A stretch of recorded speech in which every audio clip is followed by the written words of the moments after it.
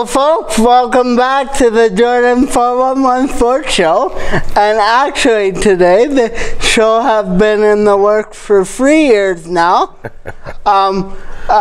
His name is Chris Walby. He went to St. John's High School and didn't play football until he was in grade 12, and he won 3 Grey Cups in 1984, 1988, and 1990. Please give a warm welcome to number 63, Chris Walby. Oh, thank you. Jordan, thank you for having me, first off. And secondly, I have to say, and I said this when I met you at the door today, you are one of the most persistent men I've ever met in my life. I get about 10 to 15 emails every day, and probably 13 are from Jordan. And he's been pestering me for 3 years, and I finally said, okay. And then he said to me finally, he said, okay, send me a couple dates. You can't turn me down anymore. There's got to be one of these dates that works. We made it work today. I'm glad to be here finally. I apologize for dragging us on for too long, but I was kind of enjoying your emails. But it's nice to be here finally, Jordan. Thank you. First, I want to start off. Why did you decide to wait to play football until you were in grade 12? Wow. Well, first off, I didn't really. Yeah, football was my second thought. I didn't really think I was going to play football. You played hockey. I played hockey. A lot of people play hockey. I played hockey, and I ended up playing for a Junior A hockey team, Manitoba Junior Hockey League, against teams like the Selkirk Steelers, the Blues, and all these teams. But my team was the West Kelowna North Stars, who are no longer in functioning anymore. We folded, and I played hockey till I was 20. And then I had an unfortunate incident in a hockey game, which resulted in, how do I put this politely, not being allowed to play hockey anymore. You know, hockey back when I played was in the 78s, I guess, 78, 77. For those of you, if you ever go back and you look at an era, it was called the Broad State Bullies area. It was Philadelphia Flyers, a lot of fighting. And good area. And not only was I a pretty face and a goal scorer, but I did fight a little bit, and unfortunately it caught up to me, and we had a bench clearing brawl in the championship game against the Dauphin Kings for the championship. It was called the Turnbull Club, which was the championship game in Manitoba, and they suspended the series. It was the first ever series that was suspended after 3 games, and the commissioner at the time said, we won't put these 2 teams back on the ice. And my head coach, who's in the Hall of Fame for hockey, Greg Lacombe, who coached at the University of Manitoba, he was our head coach. He was suspended and I was suspended, and he should not have been suspended. They should have let the series go on, but they should have suspended me. But I didn't start the fisticuffs. They brought a guy up who had never played before, and he challenged me, and that was, anyway, it didn't work out too good for him. But needless to say, I had to find a new career. So football became my passion, and I started to play football, and you know, I wasn't very good, I'll be honest with you. I tell kids all the time, it's not where you start, it's where you finish. Because I was probably 6, same height I am now, but I weighed 180 pounds. So very, very skinny. I could slide under a door. So you went from hitting people to hitting people. Well, now you're stealing all my lines. Yeah, that's good. Yeah, I did actually, tell you the truth. But actually, it's funny because when I got a scholarship down in the States at a school called Dickinson State. It's in North Dakota by Montana, South Dakota, in the Badlands. And I was a defensive lineman all the time. I never played offensive line. I only played defensive tackle, which meant I was going after the quarterback, for those of you who don't play the game, or I was going after the running back. And having said that, they moved me when I came to Winnipeg, because I started off in Montreal. And I played with guys like Billy White Shoes Johnson, Vince Ferragamo, a lot of old guys, movie stars, good-looking people. And I ended up coming to Winnipeg halfway through the year, and then played the next 16 years here. So, yeah, it was crazy. How was, well, I was doing my research, and I found out that you got the phone call that you've been traded from your dad. Well, you know, how was that Jordan, experience? that's not bad. Pretty close. Pretty close. Back then, you couldn't contact. I couldn't phone you. If you were on the block, I couldn't phone you because that's called tampering. I was still the property of Montreal. So they went the back door through my sister and my dad and said, you know what, they were basically cutting you and you weren't getting told. They were forging my name on a contract. As a result, I was a free agent and I didn't know about it. And they said, we got a ticket for you at the Trudeau Airport. Come to Winnipeg, we'll sign you to a contract. And I had the worst sleep of my life. I tossed and turned all night. I was living with 5 guys on the St. Lawrence Seaway in Montreal. I loved it. I loved Montreal. I was a young kid. The nightlife was fantastic. I was single. It was just a great time, but I wasn't happy with how they were treating me, so I ended up coming to Winnipeg, and the rest is history there, big guy. Yeah. How was your first reaction of Winnipeg when you first landed here? Well, I'm from Winnipeg. I grew up in the North End, so I'm from St. John. So I was coming home, and so it was kind of neat because, you know, my family was here. I have 2 sisters. I don't have any brothers. I told you, you're very lucky to have a brother, a twin brother. Two brothers. Oh, one little. Why don't you just rub it in already? 2 brothers. I got 2 sisters, and let me tell you, it ain't no treat living with 2 sisters. I'm telling you right now. How like getting into the bathroom? I didn't even know we had a bathroom at the time, right? Just a bucket of snow out back. So what else you want to ask me there, big fella? I'll ask you about your breakup. How did you, when you were in the 1984 breakup, you were down 17 points. Yeah. What was your first reaction being down that much? Fear. Unbelievable. Well, that was the year that we traded our quarterback, Dieter Brock, to Hamilton for Tommy Clements. But our backup at the time was Johnny Huffnagel, who is now the general manager of the Calgary Stampeders. And a very good GM. But one guy who made me very angry one night, so I hung him on a coat hook and left him there. Yeah, he was different, but so go down, we're down I think 17 to nothing, no, 17-3 I believe, and then Johnny Huffnagel went in and took us down, and then Tommy Clements came back in because he left the game because he lost his contact lens. Anyway, we end up scoring a bunch of points and end up winning that game big time. But I always tell everybody, when you go into the Grey Cup, it's kind of the coolest thing in the world. Obviously, you're playing for a championship, which is what you dream of. But the game before that was against the dreaded BC Lions in the West Final. And BC at that time had like 60,000 fans at every game, and you could not hear. It was deafening. So I'd have to hold the hand of my offensive lineman, and when he moved, I would move. I had no idea, because you can't hear the snap count. So our coach at the time was named Cal Murphy, very famous coach, who's no longer with us, rest in peace, Cal. But he decided he's going to be ingenious, and he took all our helmets, and he said, what I'm going to do is I'm going to put listening devices and receivers in your helmet, so when Tom Clements, our quarterback, spoke, I would be able to hear him. So they sent our helmets out, and we got them back the night before the game.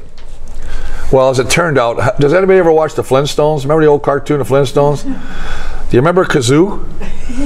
Well, that's what our helmets fit like. We put it on, they sat up about this high because we had all this recording equipment in our helmets that didn't fit. So not only did our helmets not work, but they already were messed up. So we had to play the game against a very good team in BC, a team we hadn't beaten, with new helmets the next day. And anybody that's played football or any sport, when you get comfortable to your equipment, it's really tough when you got to change it. Yeah. So, and then they did something that really upset me. Before the game, Nick Hebler and James Quick Parker slid a piece of paper under our dressing room door, because our doors were across the hall at BC Place, and it said, come join the Lions for our Grey Cup victory parade. So it didn't go very well. So we had guys like James West, Tyrone Jones, two of the best linebackers I ever played with. They started getting angry. Instead of hitting the wall, they started hitting each other, getting themselves ready. But we came out and probably played one of our best games that we ever played that year and beat them to go to the Grey Cup. So as much as I love the Grey Cup and beating Hamilton, I think the game is sometimes the games that get you to the Cup are pretty exciting. How was like the week of the Grey Cup? Was that a cool experience? The week of the Grey Cup is the biggest party, right? The Grey Cup is a party in Canada. It really is. It's like, it's called Canada's party. But having said that, there's certain places that I don't want the Grey Cup. One was in BC, because we would walk around town and there was no advertisement. You couldn't even tell there was a game. As a matter of fact, we were in the playing. What Grey Cup did we win in BC? Oh, that was when we beat Edmonton. Sorry, that would be this one, 1990. And we're in BC Place, and they take us to this place to introduce us to the fans. And as we're there, Jordan, we get up on stage and everybody's booing us. And I'm thinking, well, I guess they don't like the Bombers. Well, it turned out we were interrupting a senior bingo game. So all these seniors were so upset that they couldn't finish their bingo game, and they got these big guys on their stage. They're like, get off, boo, get out of here. We're thinking, man. But we found out it was about bingo. So, yeah, quite humorous, actually. What did you do when you're not playing football? What was your favorite thing to do? I like how you talk about inappropriate. No. Not clean, let's say that. No, you know what? I'm a cabin guy, and I found out you guys got a place at the same place we do, which is out in Petersfield. And so I'm at the cabin pretty much all summer. I wish I could go in the winter. I'm getting a little stir crazy with this weather. I'm tired of the cold weather. I'm tired of the snow. Me too. You know, I think that I might surprise you. I like reading, which is kind of crazy, right? But I do enjoy reading. I'm a social cat, though. I just like getting around. I like being around people. That's what, you know, coming and talking to you today is kind of fun, because my kids have heard my stories enough. So, you know, I'll have a few Borgias, and they're like, enough, Dad. We don't want to hear that story again. But I'm, no, come on. Let me tell you about what Dad, enough. Okay. So it's kind of nice to be able to tell these people, these young kids who don't know who I am. What's your best story of your career? Like your best moment? I think it was the '84 Grey Cup, even though I kind of poo-bought it already.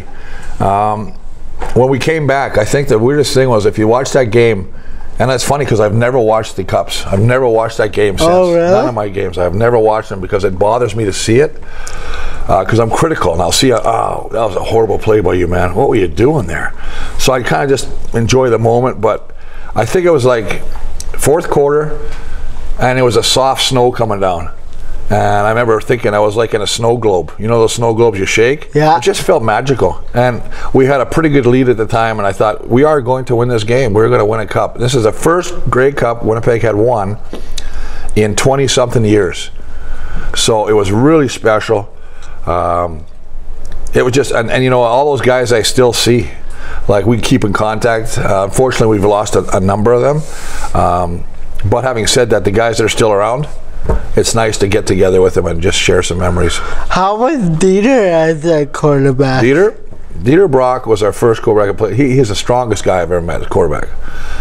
He threw a football so hard it stuck in Vernon Paul, who was a fullback, stuck in his face mask. So you don't really see that happening, but you know, there was a line somebody said, and I think it might have been Jack Wells, who was one of the old announcers. He said that he could throw a ball through a car wash without getting it wet. He had that kind of an arm. Yeah, he was. I just did something with Dieter. He came into town. We did something in Princess Auto, and yeah, he's crazy. But we had a lot of crazy quarterbacks. How was Matt Dunnigan? Dunnigan? Well, yeah. Matt Dunnigan was a different cat too. I love Matt Dunnigan, but he's a pretty boy. You know, we used to have old line parties, and I had a pool in the backyard at the time. And so all the old line would come over with their girlfriends or their wives or their kids. But you know, the old line we're not like fashion, you know, we're big man. We're big man. We wear boxers, we wear long, you know, and he shows up in a Speedo. Right? So, you know, we're having to tell our girlfriends or wives, hey, over here. And I'm not kidding, he had a Speedo with hearts on. That was how bad it was, right? Oh, it was quite the Matt Dunnigan was a different, but you know what I gave him the nickname Peacock, because he was that good of a quarterback. He was like, I mean, he was with us for a couple years, and we went to the Grey Cup 2 times with him. We both lost, but having said that, in '93, if he was not hurt, we would have definitely won a Grey Cup in '93. But he was just one of those guys that he's from Texas, played in Louisiana, He's got a major accent. But when you knew he was going to have a good game, I'd be like, well, y'all going to be all right? And I say, oh, he's got the peacock going today, man. Yeah, he's going to be good. If he came in and said, hey, how you doing? I said, we're going to get our ass kicked today. I don't know if I can say that, but we'll just bleep that. What was the best story on the road for you? Like something that you did. Like, did you go out somewhere? Yes. To eat? No. No. No. One day I'll write a book, Jordan, and this will be one of the stories I put in it.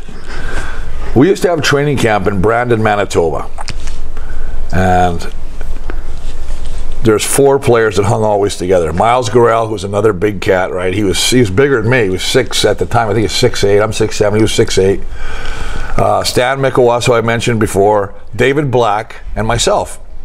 So David Black he's a guy that's always, you watch MASH. Everybody seen MASH? You know, MASH, like your Radar O'Reilly can get anything you want. Well, that's Blackie.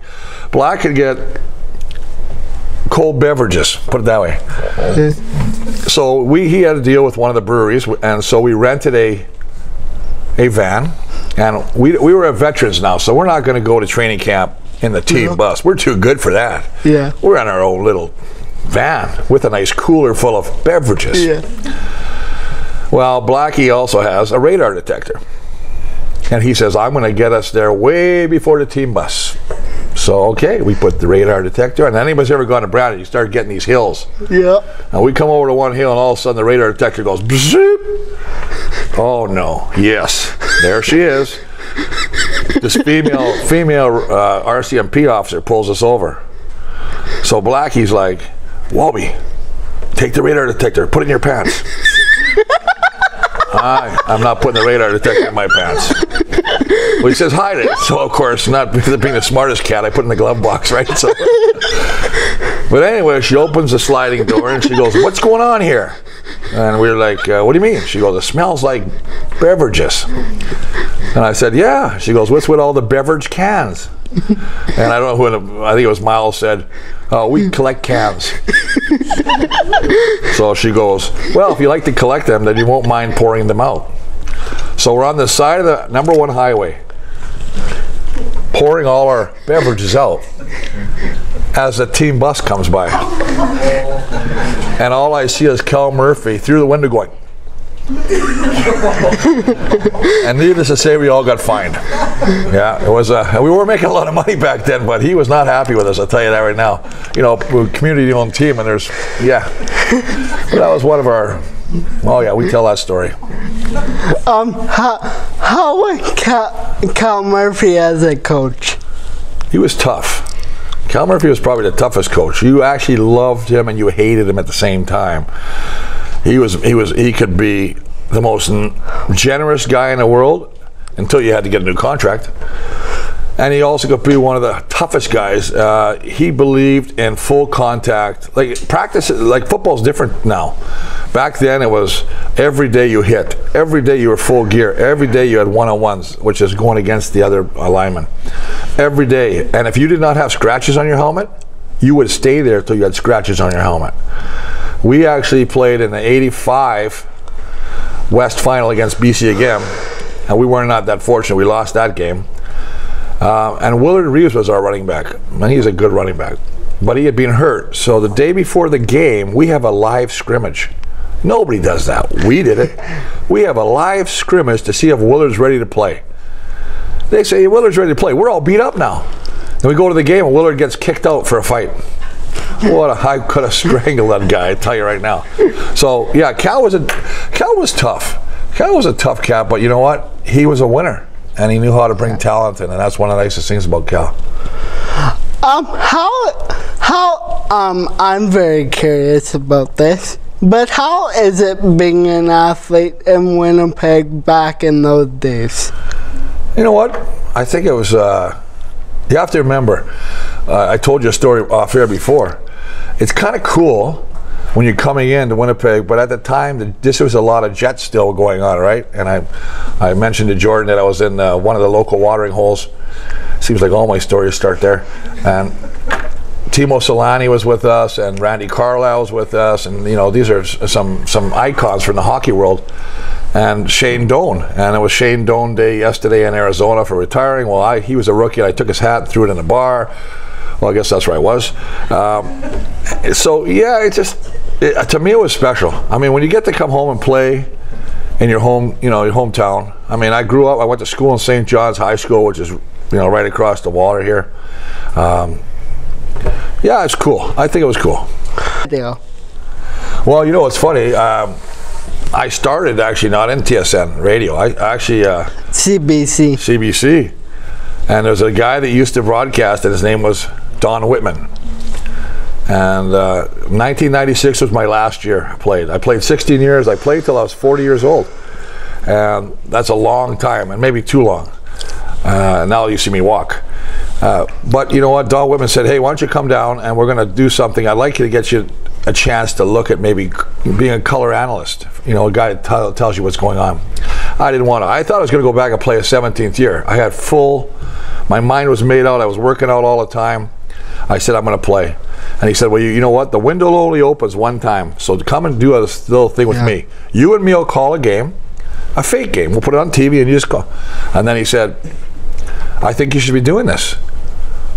And I said, I don't think so.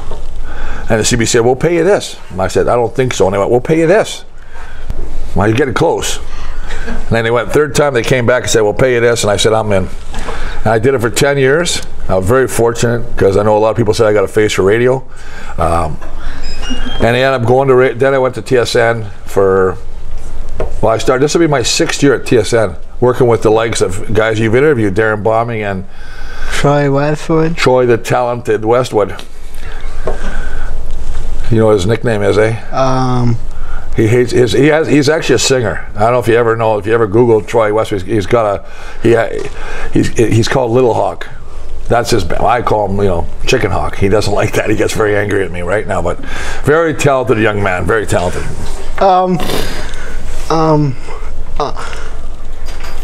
How do you, like, what goes into preparing your broadcast at Film 90? Like, that's a lot of work. What do you do to prepare? Well, you know what? It's like you have to have. I have a depth chart, which is a list of everybody that's played. And so if Jordan, you're playing, I got to know what you did last year, what you did this year, what you know, how many interceptions you got, or you're a quarterback, how many touchdowns you're throwing. And then I like to have funny stories too. Like I want to know maybe something about what you do. So when you're talking on the radio, you don't want to be just giving fact. No, it's like, unfortunately, it's like going to school sometimes, right? The teacher's like, this is this and this and this, and after a while you just zone out, right? So it's kind of nice when you put a little humor in it. I think people maybe adapt more, and I think they listen a little better. No offense to all the teachers here. Like, how is it watching a game now? Like, do you still get mad at certain stuff? Oh, yes. Not so much anymore. But you know what? I think I've been away from the game for a while now. When I first left the game, your heart is watching, and you're like, what is that idiot doing? I could do that. I could still play. I'm so much better than that piece of, you know. And then you realize, you get out of the chair and you're limping to the kitchen. You're like, no. Yeah, the heart is strong, but the body says no more. So yeah, you get angry, but as time goes on, I think, you know, I'm just more into right now hoping the team can get over the hurdle, because, you know, 1990 is a long time to have since, you know, a Grey Cup championship. And you know, we were fortunate that in, I think it was 10 years, we were in 5 Grey Cups, and, you know, winning 3. But since 1990, that span of what, 28 years now, going into the 29th year, we have not won. And you made a great comment I heard earlier today about, you know, how is that possible when you only have 9 teams in the league, right? You think the odds would be pretty good. But it shows you sometimes. Well, the West has always been tough, right? That's another thing, right? Yeah. So it'll be. Ottawa won, I guess, a couple years ago. So maybe I should take that back. I don't know. Like, on a game day, do you watch do you watch the game and get excited? Yep. Oh yeah. I start screaming. And get into it? Oh, I get into it. Yeah. As a matter of fact, doing the games with Troy and Darren, I'll sometimes scare them because it'll just be a play and I'll just slam my fist on their broadcasting table and scream a couple things I probably shouldn't scream, which I'll never use here. And I think I catch them off guard, so they get a little excited, and sometimes I scare them, they jump, eh? But I have so much fun with these guys because, you know, it's like anything, it's your team. You got to have fun with everybody you're with, right? Yeah. That's why I have fun with you, man. Oh, yeah. I like your hat. Who likes this hat? That's a nice hat, man. I like that hat. Look at that, eh? Handsome feller. What's that mean? Okay. I'll wrap it up. We gotta go, Chris. It was super fun talking to you. That sucks. And it was. Just kidding. I want to, because you know what? Yeah, I'm just messing with you, Jordan. It was fun hearing your stories, and thank you, brother. Maybe off camera I can hear some more. Thank you, buddy. Really pleasure to be here. And we have something to give you as a token to my. Really? You missed? You couldn't be a quarterback. Oh, that's better than tomatoes. That's not a football, though. I can throw a football, not a scarf very well. Oh, that's nice, man. Yeah, this is a token. Well, thank you, man. For saying thank you for I'll wear it with coming. pride, man. Very nice. Maybe on top 90 you can all wear it. I think we gave them all one. Yeah, well, that'll be fun. I'll compare mine to theirs. Yeah. It should be the same, but yours is better. Yeah, that's right. Mine is newer. And you never want Troy. Troy might have colored it or something like that. He's good with crayons. Well, thank you, folks, for coming and listening to these wonderful stories. And bye-bye. Bye-bye.